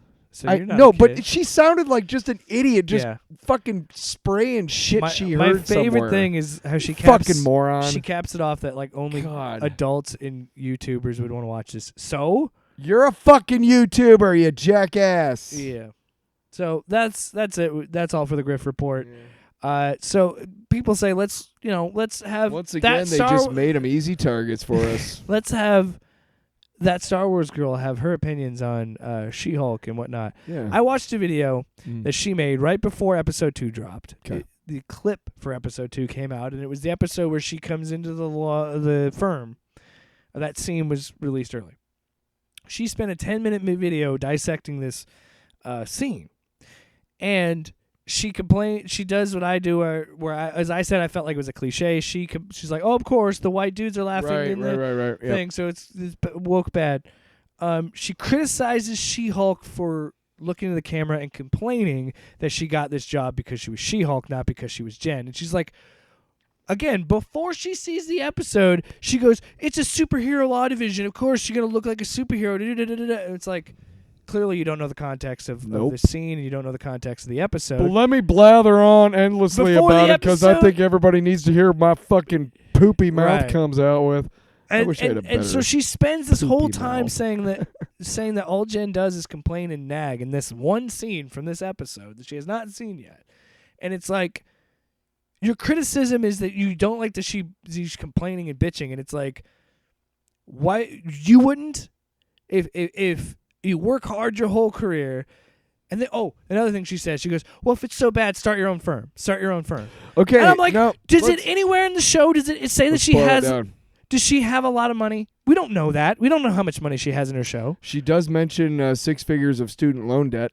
And she literally just lost her can't believe Biden got ahead rid of that shit because I worked hard my whole life. And again, even before seeing episode 2, you don't know how much money she makes. And then if you would have waited to criticize the scene when the episode actually came out, you could actually view it from a different lens. Oh my God. And see that she just got fired a few days ago. Right. And here's the other thing, that Star Wars girl. This is exactly what happens.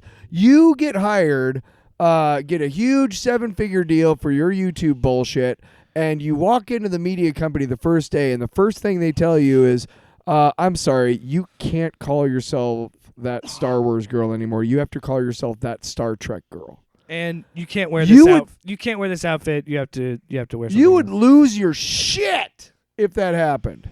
Anybody and you would. dared. You're right. Any person, any human take away being. gender. If I were that, Right. if I had to change into this, my Hulk form. You have to change that Star Wars person. Let's really piss him off. All right, let's move on. I'm going to skip a topic because we're running a little long. Yeah, anyway, fuck 'em. So, Wow. Because I want to talk about this more because I think this is a more interesting topic. I was going to talk about Matt Reeves' WB deal, but fuck him. I'm just kidding. Fuck the WB, really. Yeah, I don't have a problem with Matt Reeves. So, Tyler, I don't know if you know this about me, but I would say about back in 2018, 2019, I was a MoviePass member. And let me tell you something. When it worked, when it existed, man, it was beautiful. Man, I was seeing movies. I had chubbies for I days. was seeing movies. So many In movies. my head. I saw, and you know the movies I most saw were the Rock movies because normally I wouldn't watch the Rock movies in theaters because he picks some strange movies. Also, he has a Great example. contract that he never loses a Great fight. example. It's in the middle of the afternoon. I got nothing going on. My buddy, I call him up. I say, hey, man, do you want to see Rampage?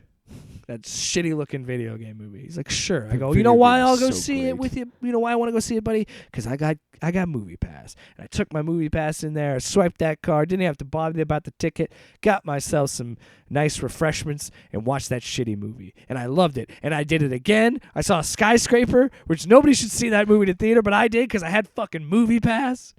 It was great. So tell I us, loved MoviePass. Why are you telling So us what was about this? MoviePass? For those of you that didn't get a chance to experience MoviePass or dunk on MoviePass when it existed, it was a subscription service. I paid $90, I think, for 1 year, and they give you this little like debit card. That's what it works like, and you just would go. You would go on their app, and they would have what movies that you could get in with MoviePass, what showtimes you could do. You go in, you go, okay, then you get your tickets, do whatever. You go in, either, I can't remember, if, depending on, I think on the site you could just do it straight from the site, but you might have to go in and swipe your card to get your tickets, whatever. And so reality, you were paying a yearly fee to just see movies at a theater without actually just paying for each time you went to the movie. And, but the reason they tried to get, and I think at first it worked, because a lot of theaters got in on it because the theaters were like, okay, if they're not necessarily paying for that box office, they're going to spend more in concessions, which is true. Most of the times I got more concessions because I didn't have to pay for the movie ticket. Yep. And again, when it worked, it was fantastic. What about them M&Ms? I'll take a couple of them too. And my wife and I had it, and we enjoyed it. And while it worked, we loved it. And then another company got a hold of it and ran into the ground and kept trying to like lowball theaters and saying like trying to up their rates at certain theaters to be like, hey, if you this one place is gonna be cheaper. You know, they're trying to leverage the theaters against each other, trying to take cuts out of concessions and all that. Anyway, it didn't work, and it crashed and burned. But now MoviePass 2.0 is back, baby. Ooh. I'm in. So the reboot is being led by the original co-founder Stacy Spikes, who is the one who lost out to the company that took it over. Spikes. So this is from Axios. He told Axios that MoviePass can lead theaters' rejuvenation. Earlier this year, Spikes said he believes MoviePass can amount for 30% of U.S. ticket sales by 2030. during its peak in 2018, MoviePass, one of the few here, was responsible for 4% of the overall market share. And then AMC, Regal, and Cinemark, the three largest, biggest chains in the U.S., have each launched their own subscription-based offerings since MoviePass collapsed. Well, way to go, MoviePass. But we've seen... Way to fuck it up. We've seen that AMC is in trouble financially. Yeah. We've seen a bunch of these chains get in trouble because of the pandemic. Why would they... I think the pandemic and all the things that... I mean, granted, we're still seeing pretty good size Could it be numbers. the shitty pay that they're giving their employees and the ridiculous hours and stuff? Maybe. Maybe like one benefit of a free movie a week isn't worth the fucking shit that I have to put up with people. But here's why I want popcorn. Here's why fuck you. Here's why I think it could work. Does that have anything to do with why they're losing money? I think it could work because I think this is a great way to get people back into theater. I know that we have been, but it's still you're still seeing some effects of streaming. Where I you're go seeing on Sunday, the weekend of an opening weekend, and I of one of our big movies that we like to do, the MCUs. Dude, there's not a lot of people. I mean, maybe half full, I think, is the most full I've seen. Well, but that's also a Sunday matinee, but the weekend it opens. Well, I just think a lot of it is that people are just like, okay, 45-day streaming window. So I think a lot of people... Fuck, I want some buttered popcorn right now. I think a lot of people understand that streaming has changed movies in the sense that it could be like, well, I don't really seem that interested in Thor, so I'll just wait in a couple months when it's on Disney+. Or I don't want to see Lightyear, I'll just wait until it's up in a couple months on Disney+. Where this is trying to say, like, okay, so I don't have that barrier of entry of paying for my ticket. I could just take this card, go in, bada boom. Fantastic. And if I remember correctly, a lot of these theaters don't make very much money off the screenings themselves. Where they make all their money is concessions. Oh, yeah. They don't make shit so I don't off think, the movies. I don't think theaters really care that much or should care that much about losing the ticket sale because, again, they get such a small percentage that they have to pay out to the studios and everybody else and all that shit. I think I'm actually interested because I've also seen that it's going to be tiered. There's going to be 3 pricing tiers, $10, $20, $30. That isn't official, but that's where they're guessing. And they said, this is totally new to this new MoviePass. This wasn't in the original one. Each level will get a certain amount of credits to be able to use towards movies each month. MoviePass said nothing more in terms of details. And we'll find out because it's supposed to relaunch on Labor Day. So Yippity fucking skippity. I think, I don't know, man. I'm excited. I loved MoviePass when it worked, when I had it. The last movie I saw in a theater with MoviePass was the 2018 Halloween requel. Wow. That's what you call it. What? A requel. What does that mean? It's a sequel, but it's also a reboot. Oh, for fuck's sake. It's a How am whole- I supposed to follow all these twists and turns? Tyler, let's wrap up the show with a new segment that we were supposed to have last week, but we don't have a sounder for, so. It's the rumor mill. Ah, my finger.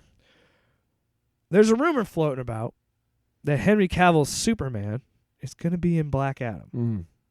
Do you buy it? No. I don't buy it either. I don't buy it for a couple of reasons. One, DC and Warner have fucked with Henry Cavill so much that, I mean, why? I mean, I'm sure publicly he's like, sure, I would. But privately, he's probably told all of his friends, if motherfucking DC calls me again, I'm going to throw that fucking phone as hard as I can against the wall. You know what I mean? He's gonna Wait, isn't he British? Yeah. I'm going to throw it. Listen, if DC calls me one more fucking time, I'm going to throw this fucking phone against the wall and shatter it. Not even close. What? That's what he sounds like. What does he sound like, this? Does he sound like Could you imagine that massive size of a man just being like, my name's Henry Cavill. Does he sound like heel versus Bay? If DC Think of the fucking comedy one more time I'm sorry. I with blew their out his speech. woke agenda. I don't buy it either. I don't either. Tyler, it's time for the fuck me sideways. Tyler, you go first. I went. Did you see I edited the document? You went first last time, so I'm going first this time. Fuck What? you went first last week Okay. with Orville, the Orville, New Horizons. Yeah, I guess. Excuse me. What the hell was that? I thought that was a fart. No, yeah, I fart out of my mouth. Little burpee. So I originally had I'll just fart it out of my a different one, but I changed my mind because I've been playing this a lot. It's a video game, so now Tyler's going to... Oh, for fuck's There sake. it is. Oh, Jesus Christ. I love the God of War series on PlayStation. Did you talk about this last week? I talked to you on the phone about it. Okay. But I didn't talk about it on the pod. I played this game for a long time. I played it on a demo disc, the original game. Say on a dare. I played it on a demo disc back in like 2006, before it had already come out and everything. Then I finally played it right after God of War 2 came out. I love God of War 2. I love God of War 3, so I really enjoy this franchise. I've been playing through God of War, the new one that came out in 2018 for the PS4. I've beaten that game 3 times now, and I'm going through and trying to get all of the trophies in the game and do all the side stuff. And I was telling Tyler this. This shows you how much I enjoy this game, because there's times when I get to a breaking point where I want to just freak out, and then I just quit playing. I set it down for a few minutes, and then I pick it back up, because that's how much I love it. It's like how I make my music. And it's someone who's played the whole series. Now, I haven't played every single game because there's a bunch of prequels and in between games I don't care about. Like, I played the main trilogy a bunch. I played this game a lot, and it's one of those things where I know I love it because there's just moments that I think about in that game that I still get giddy about. Well, like this game, you spend most of your time early in this game with a new weapon, because usually you had these big long chains that had blades on them, and you'd swing them and you'd do all these really cool things with them. And this one you have this axe, but it's like Thor's hammer. You can throw it and then recall it. Thor's weapon. Oh shit, I don't even have it up. Oh, I don't know why it's British. Thor's weapon. I'm worried it's gonna... Is he gonna play? No, because it's gonna play an ad. See, now it's playing an ad. I don't want the ad. That's what you get for getting free apps. Yeah, he fucks. No, but you can and it, you'd think the novelty would wear off, but it really is like, oh, I don't even have it on here, son of a Fucking bitch. piece of shit. Do we have it's like Tiki Watiti? At least it's not the same. Yeah. I mean, I feel like Tiki Watiti. but you can. So the game is designed where you can throw it, and then you press the triangle button, and it calls it back to your hand. You would think that would get old, but it's still fucking cool every time you do it. Because there's a part in the game that I want to specifically talk about, and then we can talk about your thing. Your son. Give me one more second, then it's your turn. The son character you're with gets sick, and you have to take him to Freya. An apothecary. And she's going to heal him, but she's like, you got to go to Helheim. And she's like, no weapon that you have in this realm you can use to fight. From this realm you can fight in Helheim. And it's like, I've got to go home. So then he goes back home. I'll take a shit and before dude, we go. Again, playing through this a third time, I'm still sitting there being like, this is amazing. Because it's such... The first 3 games are so fast-paced and bloody and gory and in your face. And this game takes its time and giving you really good moments. So like Kratos gets on this boat that is going to take him back to his home, and he doesn't have, it's a magical boat where he like it'll go right to his destination. He doesn't have to paddle it or whatever. And he's literally just sitting there, and there's no music, nothing. It's just sitting there. And then you start to see like thunder and lightning, and you start to see all the things get darker. Like you see the mood changing. And then in the boat is Athena, who has been with him throughout the Greek story, and she's like this other entity because she sacrificed herself, and she's sitting in the boat, and it's just him staring at her, and he just, get out of my head, because you don't know if she's really there or not, if it's in his head.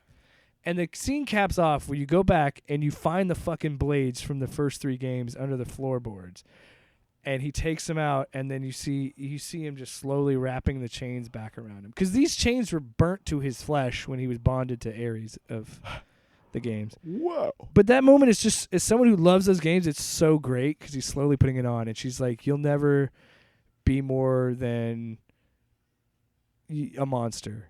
Not a husband, not a father. And it's such a raw moment, and he just goes, yes, but I'm your monster. Man, it's kind of like Let me finish. You're stomping on it. 3 seconds. Forget it. No, Finish. No. Don't do that. Don't go. Don't fucking do that. Finish. No, it's great because he says, I'm your monster no longer. And then you go out and you use the blades again like you would in the old games. And it's like such a cool moment and a nice callback to say, like, hey, those things existed. Those things happened. But this is his story of growing as a person. It's just really cool. I like it. Like it a lot. Big fan of it. So what do you want to talk about? It's kind of like on Obi-Wan when Darth Vader and Obi-Wan meet up again. Kind of like, wow, I'm so invested in these movies. It's such a cool. Well, yeah, that's what I mean. It's like I'm so giddy that I get. Oh yeah, now it's cool. I'm so giddy about a weapon. You know what I mean? Tyler, tell me about your life. Maybe you can understand why I love Darth Vader so much. You fuck. You didn't kill me, Obi-Wan. Why did I make Bane? Right. You didn't kill me, Obi-Wan. I did.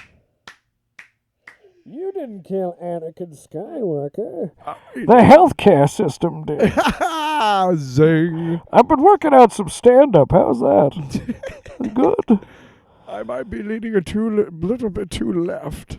It was funny for you. Oh, shut up. We will give Gotham back to the people. Yeah, okay, I'm done. Fuck, man. You done? Tyler, what do you have in your long box? People can clown on that voice, but I love that voice. The bat. Gotham. Take back your city. I want to get that as a drop. Right. Me saying it or Tom Hardy? I recently went to Jay's the other day and sold some Lego sets. Son of a bitch. Wow. You're so pissed. What? You did what? I'm sorry. Continue. God damn it. I do that on a regular basis. It's a good way to afford my Lego thing because they'll take sets because I like the minifigures, so I'll keep the minifigures, but they will buy the sets. And I get, not a lot of money, but it's, great space and all that other shit. And I brought them in there. And while I was kind of wandering around while they were taking a look at all my, because it takes forever for them to figure out. Well, they got storage it and all that. Well, no, it takes them forever to figure out how much they want to give me, which is fine. Take your time. And you're like, it better be $1 million, bitch. Sorry. There's nothing like selling 7 sets and being like, we can give you about $100. And you're like, cool. And then 2 weeks later, you're in there and one of your sets is being sold for $100 and like, you fuck. Oh, yeah. That's what it was like when I used to trade my games of course. At GameStop. I'm not doing it for money. It's generally more to make Just space. Make space, yeah. Because those fucking things will fill up fast, dude. Anyway. But while I was walking around, I hadn't bought comics in a long, long time, but 2 of the series I was really interested in. Peter David did the Maestro trilogy, if you will. And the final part of the trilogy was World War M, which leads directly into Future Imperfect, by the way. Yeah, because Maestro that was all prequels. There. Well, the three series are the stories of how the Maestro becomes the Maestro. And that's what's weird is because Future Imperfect came out in the 90s, and then he came 2020, wasn't it, when he started this new prequel series? He's also next year he's going to do a new one about Joe Fixit, which is going to be great. Peter David just loves the Hulk, dude. Wouldn't you? Anyway, wouldn't you love that big green the bitch? last I had read the first 3 issues, and then I hadn't, and they're all 5-issue miniseries. So right. I needed the last 2, and I also got 3. I had only read the first 2 issues of the new Punisher series, so I got 3, 4, and 5 of that too. Is that Jason Aaron? Yeah, Aaron. Yeah. Oh, it's so good. It's where he's the hands. The fist of the hand. His new logo. Yeah. It's pretty badass. Anyway, so that was cool because not only did I get some cash, but I also got some comics. But I finally got to finish World War M, and I hate. This is what I hate. I hate it when you give me a miniseries and you say, "Hey, this is who draws it," and then the last issue of the miniseries, it's some other Joker. Why? Oh, because this guy didn't finish in time. Why did you tell me you had a series that is not time sensitive, like a prequel to Future Imperfect? Why did you do that and give him a fucking deadline? Why? Yeah. Why did you do that? Now, the last issue of the series looks completely different than the rest of the series, and it's fucking jarring. Oh, and yeah. It's irritating. That's one thing I've always hated about monthlies. when it's an ongoing series. Right. Because I feel like there's times, and look, I don't really have, like, rarely do I think art looks bad in a comic. Right. Rarely. But there are times where I really like a certain artist style, and then to see it change in the next issue while I'm like reading a monthly, or if I'm reading a trade and they change the artist in the middle of it, I'm like, ugh. So what bugs me is that, like I've seen this before, like back in the day, X-Men number 200, which was the trial of Magneto, and it basically changed the status quo of X-Men forever because they killed Professor X. He actually went to space, but then Magneto took over as the headmaster of the school, and it was basically changed the status quo. This is post-Hoxpox, right? Oh, this is like... Oh, this is like last year, like wasn't it? Or something like that? No, I'm talking about like way back in like 86. Oh, because they did a new trial of Magneto recently. Right. I forgot about that. No, it was just a one issue. Anyway. Yeah. So the whole trial was that he had been reduced to infancy and then forced to grow up again. And his legal team was arguing that since he had been effectively born again, literally, he shouldn't be held for his crimes when he was an adult the first time. Huh. It was interesting. Anyway, but John Romita Jr. had been drawing X-Men forever. And this was like a 48 issue, spectacular. And he's doing a monthly thing. By the end of that issue, you can tell like there's other inkers and other finishers and everything coming in to help him finish the book because he's been doing a monthly forever, for like years. And then he caps it off. So naturally, the next issue, I knew, and my brother knew, and every other comic book fan knew, the next issue was going to be a guest artist. Totally cool. Give the regular guy a month off. But here's another issue, is Infinity Gauntlet. The whole big deal was it was Jim Starlin and George Perez return and reunite again. Perez did 2 issues, and the rest was Ron Lim. Mainly because Perez worked, he just recently left us, but Perez worked on a lot longer of a time frame than other artists do. Yeah. Now, that doesn't mean his art was necessarily better or worse than others. It just meant that you had to give him time. Yeah, because his art was, oh man, dude, Perez's art was... He was known for wanting to and clearly including like multiple hundreds of characters in one scene and being able to do it. Like you could take a magnifying glass and like everything is perfect. Didn't he work on Future Imperfect? Yes, he was Peter David and George Perez were. When you go into like Maestro's lair in that story, it's like this is clearly because it's a 2-page splash of just Easter egg after Easter egg and all this stuff that you don't think could fit, and you just like. And here's the thing, you kind of marvel at it because you're like, how can he do so much on this page? Right. And here's the thing is that I wasn't like mad about it, but it kind of was kind of like, why did you tell me this and now it's this? It just bugs me. So if I have one criticism of it, it's the fact that the first 2 prequel series were same artist, and then this last one, the last issue is, and each prequel series had a different artist. So it's not like there was one guy doing like 12 issues and like, hey, I need a break. No, it was, you know what I mean? So there's really no reason for this guy, whatever. Anyway, it just bugs me. It's just kind of jarring sometimes when you're reading and you're seeing one artist's style and then it's completely changes in the next issue. And then the end of issue 4 is the epic finale. Next. There was nothing epic about it. You didn't like the last issue? You want to talk about a whimper and not a bang? Holy shit, dude. Like what a anticlimactic ending to the whole. You gave me 3 prequel series of 5 issues, 15, almost a year's worth of content to lead up to this. That's unfortunate because I really liked his Maestro stuff. I'm sure, but literally, if you're gonna, I'm sure you did, you son of a bitch. But if you're gonna tell me it's an epic finale, don't make it like, oh, he actually uses his brains and outsmarts everybody. That's what Maestro always does. That's fine, but that's not epic. See, now I would love to see Mark Hamill. Well, the way he gets... I would like to see Ruffalo's Smart Hulk become Maestro. That'd be cool. That would be cool. That would be really fun, actually, with the fucking hair and shit. Yes. Okay, I will say this: the way he disposes of his enemies, finally, is pretty epic.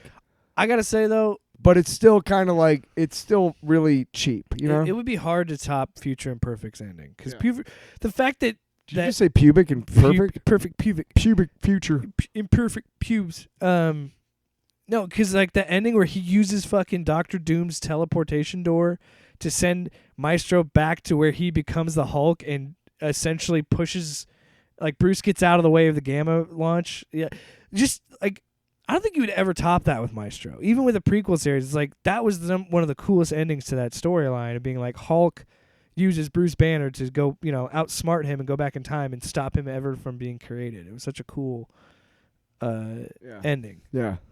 I also loved in that fight, in that book, neither of them can lift Mjolnir.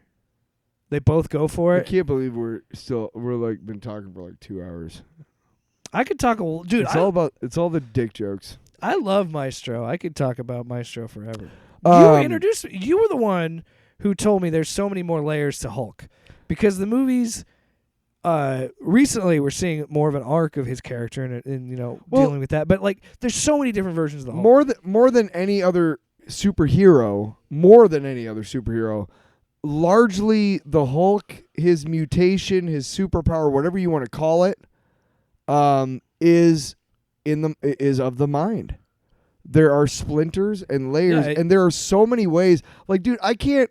You just talked Joe Fixit. You talked about it earlier. Joe Fixit. But what Donny Cates is doing now, I would have never even thought of something like that. But it works because you could do that with the Hulk. Right, and it's so like, wow. Smastronaut is insane. Oh, so cool. And then Banner of War. He made Hulk into a space. What? Yeah. Oh, yeah, Banner of War is ridiculous. There's a Thor Hulk. Did you hear about that? No. Yes. Oh, no, yeah, no, I know, because there's a whole thing in Smastronaut where, like, everybody has a Hulk, and then that's where you get into... I didn't make it that far. I stopped, but... Well, he brings back... I read about it. He brings back Clue, which is Hulk backwards. Oh, yeah. It's the big, huge, like, horned, black-skinned Hulk. Yeah, yeah. Like a demon-looking Hulk. Yep. But that's the thing.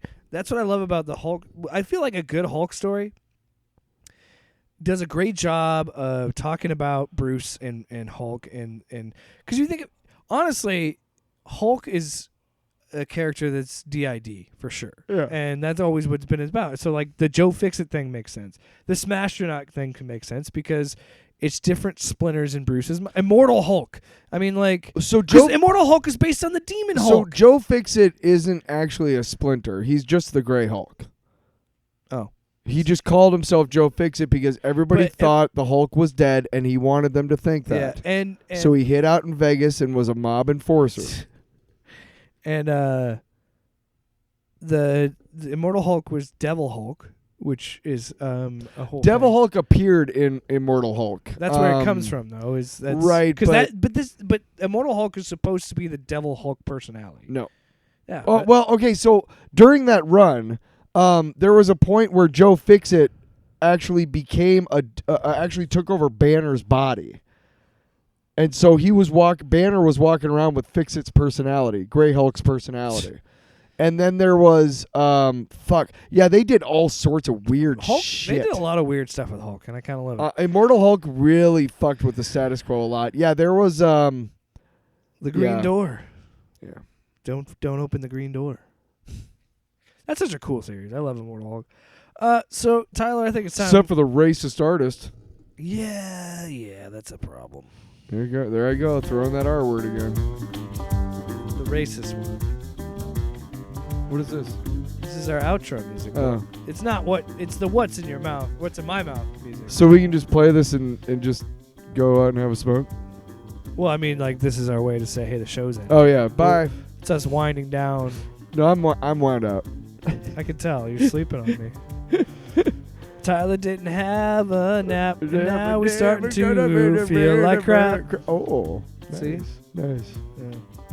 Well, we said last week, everybody love everybody. So everybody love everybody. Be a good dude, and everybody love everybody. Yeah, $10 in your hand isn't that great if everybody thinks you're a piece of shit. Write that down. It takes no money to be nice to someone. Fucking A, man. You know what else? It's real easy to be a dick. It's easy to be like, I hate you. Another poster. Hang in there. feel like we're just giving out advice that you could find on a poster somewhere. We're You- like the little kitten on the wire. You got it, baby. The song's still going. I thought it would have ended by now. Like, but, you know. oops, and there's like the baby with like the spaghetti on its head. Excelsior. Everybody makes mistakes.